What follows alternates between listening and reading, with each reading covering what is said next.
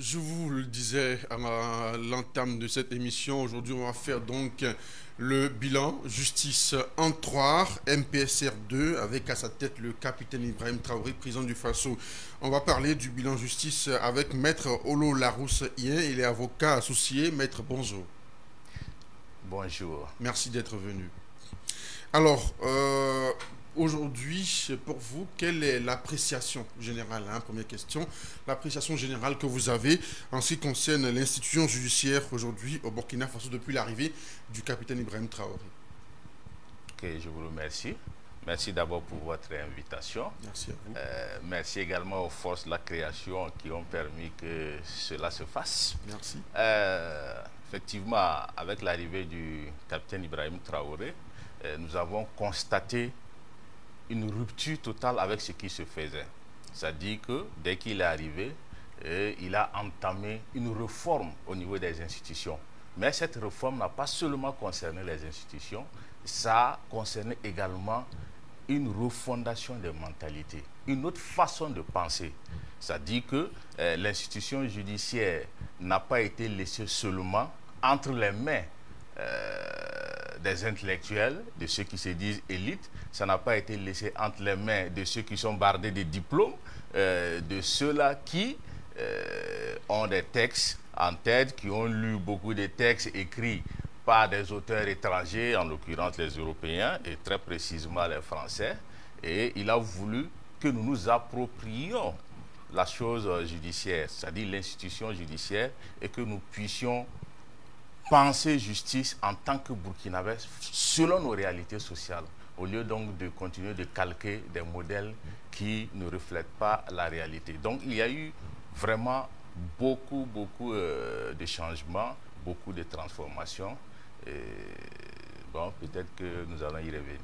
D'accord. Et au regard de toutes ces innovations dans le domaine de la justice aujourd'hui, est-ce que vous pensez que les populations ont de plus en plus confiance en leur justice? À mon avis, oui. À mon avis, oui. Parce que... Je pense tout de suite à l'opération Casier Vide. Oui, oui. Effectivement, avec l'opération Casier Vide, vous voyez, bon, on dira les opérations Casier Vide, parce que ça se poursuit. Depuis le début de l'année, il y a eu des opérations Casier Vide, et même à présent, ça se poursuit. Donc, ce sont des milliers de dossiers qui sont vidés des casiers. Vous voyez, un justiciable qui est là, qui attend 2 ans, 3 ans que son dossier soit jugé, et finalement, avec les opérations Casier Vide, ben, il a une décision.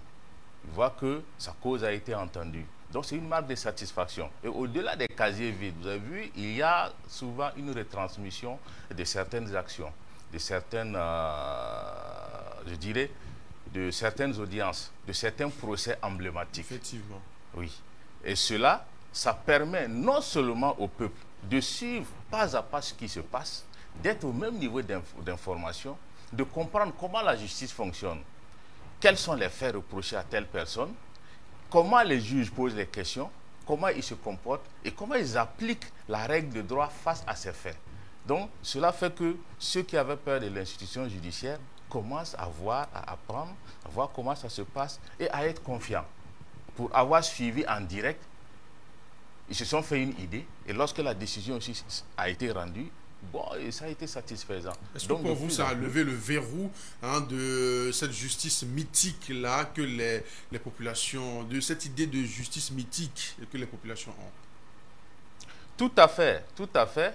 Et je pense même que c'est le cheval de bataille du président Ibrahim Traoré, faire en sorte que les verrous sautent, que tout ce qui est carcan, que ça saute, et que la justice soit plus proche du justiciable. Et vous avez vu, dans les réformes, il y a eu beaucoup d'innovations, il y a eu des choses qui ont été faites pour que la justice soit proche des justiciables. En ce qui concerne les opérations casier vide, vous voyez, ça se fait dans toutes les juridictions. Et au-delà de ça, il y a la cour d'appel, soit la chambre criminelle de la cour d'appel qui se déplace, ou même les tribunaux de grande instance des TGI qui se déplacent dans des villages pour être plus proche des populations afin de vider certains dossiers. Parce qu'on sait également qu'il y a des zones vraiment qui ne sont pas très accessibles, où il y a des gens, même si on leur demande de venir à des audiences, ils n'arrivent pas à venir. Donc quand les juges rejoignent la population, Oui, ça rapproche la justice de la population et il y a plus de confiance. L'une des innovations également, depuis l'arrivée du président du Faso, le capitaine Ibrahim Traoré, on a l'adoption des costumes endogènes pour donc les acteurs de la justice. Il y a aussi cette justice traditionnelle qu'on appelle Boukaoré, qui a été instituée tout récemment. Est-ce que pour vous, ces mécanismes-là vont rendre aujourd'hui la justice burkinabé plus endogène et beaucoup plus indépendante? À mon avis, oui. Je crois que, est-ce que vous allez me permettre le terme, hein, il y a une burkinalisation de la justice, ce qui est très intéressant. Et comme vous le dites, ça a commencé par les costumes que les magistrats et les greffiers portent. Vous avez vu que c'est fait entièrement au Burkina Faso, par notre coton qui est cultivé ici, tissé ici. Ça a été cousu ici pour le Burkinabé. Avant cela, les costumes étaient commandés et ça coûtait vraiment cher à l'État. Donc, en faisant cela, c'est une marque d'affirmation de soi. Non seulement nous valorisons l'expertise nationale, nous valorisons notre culture, nous valorisons notre savoir-faire, mais c'est une marque d'indépendance. C'est pour dire qu'on se détache de ce qui se faisait avant. Je vois dans certains pays, par exemple, des magistrats qui portent des costumes et qui portent des perruques avec des cheveux de blanc. Au Ghana, par noirs. exemple. Ça me fait sourire, franchement. Donc, avec la loi Boukaoré, comme vous le dites là, effectivement, il s'agira d'installer dans les villages, dans des secteurs, une justice traditionnelle, des instances traditionnelles. C'est-à-dire que ça va empêcher que tout dossier qui arrive monte dans les instances classiques de la justice. Donc ça va désengorger la justice, ça fera en sorte que les magistrats auront moins de dossiers à traiter, et s'ils ont moins de dossiers à traiter, ils vont également rédiger plus rapidement. Parce que ça ne sert pas de prononcer une décision et de ne pas avoir le support physique pour l'exécuter. Donc tout cela réuni, et je pense que nous sommes en train de nous approprier notre justice, comme je l'ai dit, de burkinaliser la justice, de faire en sorte que ça reflète nos réalités sociales, au lieu donc d'être calqué sur des modèles. Et avant, vous voyez, pour organiser ces genres d'opérations casier vide, il fallait des financements des bailleurs de fonds. Sans financement, vous n'avez pas d'assises criminelles. Des gens attendent plus de 5 ans pour être jugés. Mais si c'est des bailleurs de fonds qui doivent financer des opérations de ce genre, comment est-ce que vous pouvez affirmer votre souveraineté? En finançant, on vous dit également dans quel sens vous devez aller. Il y a une pression aussi pour vite évacuer les dossiers. Tout à fait. Vous savez, le passif était lourd. Le passif était lourd et nous avons besoin d'aller vite. C'est vrai, la justice, c'est la célérité, mais il ne s'agit pas de faire une justice expéditive. C'est pourquoi, justement, pour permettre aux juges qui rendent les dossiers d'être suffisamment responsables, il y a eu l'instauration des audiences à juge unique. À juge unique, ce n'est pas la collégialité. Donc vous qui montez, vous rendez votre décision, c'est en toute âme et conscience, c'est en toute responsabilité. Donc vous n'allez pas vous fondre dans la masse, comme si, comme les situations où il y a 3 juges au minimum qui rendent la décision. C'est pourquoi je dis, et ça peut être efficace même dans la célérité. Et quel pourrait être l'impact du Boukaoré sur la population? Ça va permettre, à mon avis, plus de cohésion sociale. Parce que lorsque dans votre secteur ou dans votre village, vous avez la possibilité d'aller directement vous référer à une instance. Cette instance qui est dans le village connaît les réalités du village, connaît les difficultés du village.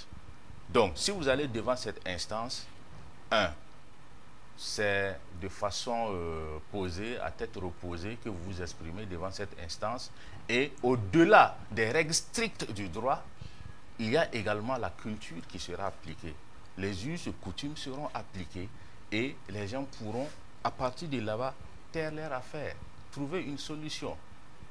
Au lieu justement d'aller systématiquement devant les instances classiques où il y a des procédures strictes. Et vous pouvez même perdre un dossier rien que sur la forme, alors qu'au fond, vous avez raison. Or, dans ces instances, les histoires de forme vont sauter et ils vont se pencher plus sur le fond du problème pour trouver une solution.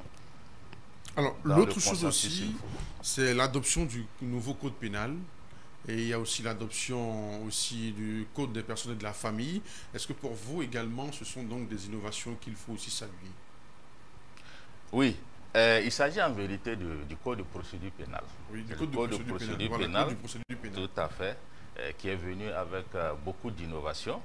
Il y a eu le code des personnes de la famille et d'autres textes. En ce qui concerne le code de procédure pénale, il y a eu l'instauration de la médiation pénale. Effectivement. Ce qui est très intéressant, très important.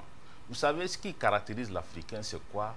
C'est le pardon, c'est la parole donnée, etc. Donc, avec la médiation pénale, systématiquement, le procureur ne met pas en mouvement l'action publique. Il cherche à concilier les parties. Il cherche à concilier les parties, et ça, c'est quand les parties veulent. Mais il y a aussi ce qu'on appelle la composition pénale, où c'est le procureur lui-même qui prend l'initiative de proposer une solution aux parties. Au-delà de cela, il y a le travail d'intérêt général.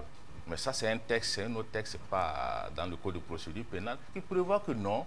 Mais si vous avez fauté, vous êtes en infraction, si vous êtes jugé, ben, au lieu qu'on vous amène systématiquement en prison, mais vous avez des bras valides, vous pouvez aider à produire pour le pays et on peut vous condamner à des heures de travail d'intérêt général. Et aujourd'hui, quels sont les défis justement dans ce domaine, le domaine de la justice de façon générale? Oui, au-delà de ça, pour le code des personnes de la famille, je vais terminer rapidement sur ça. Vous avez vu, il y a eu l'acceptation aujourd'hui des mariages religieux et coutumiers.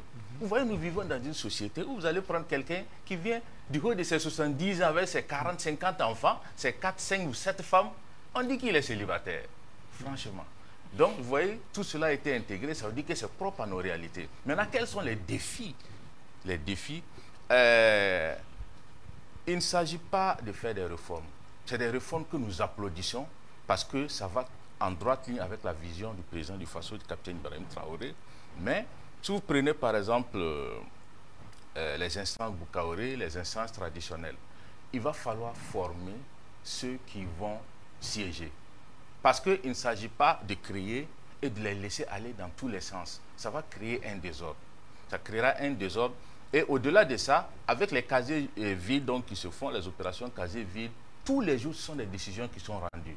Mais lorsque les décisions sont rendues, il faut les rédiger. Donc il faut que le ministère songe également à cela, veille à cela, pour que les décisions soient rédigées. Si une décision est prononcée et vous n'avez pas l'expédition, le support physique, c'est comme si vous n'avez pas de décision. Donc, ce sont des défis qu'il va falloir relever. Sinon, ce qui est considéré comme une innovation à la longue peut devenir comme un plomb dans l'aile de l'institution judiciaire. Merci à vous, maître. Je me rappelle de l'une de vos phrases choc. Si les collaborateurs de Thomas Sankara étaient aussi beaucoup plus fidèles, ils ne seraient pas morts. C'était l'une de vos phrases. Merci à vous d'être venu. Je rappelle, avec vous, on parlait de justice bilan en 3 MPSR 2. Avec vous, maître Olo Laroussier, avocat associé. Merci à vous d'être venu. Vous restez avec nous. Et pour la suite, on passe tout de suite à la dernière partie de cette émission après ceci.